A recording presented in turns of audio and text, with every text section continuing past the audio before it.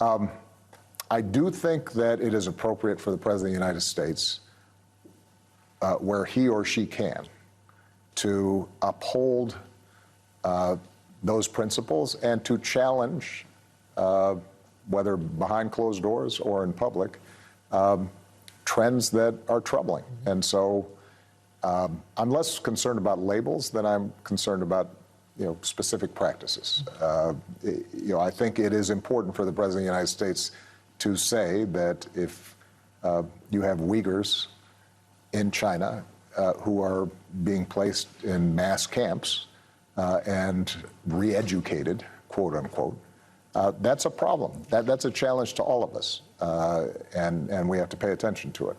I think it is true that if the President meets with Prime Minister Modi, then the protection of the Muslim minority in a majority Hindu India, that's something worth mentioning.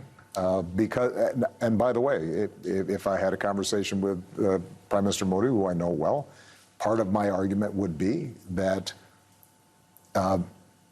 if you do not protect the rights of ethnic minorities in India, then there is a strong possibility India at some point starts pulling apart. And we've seen what happens when you start getting those kinds of large internal conflicts. So that would be contrary to the interests not just of Muslim India, but also Hindu India. So I think it's important to be able to talk about these things honestly.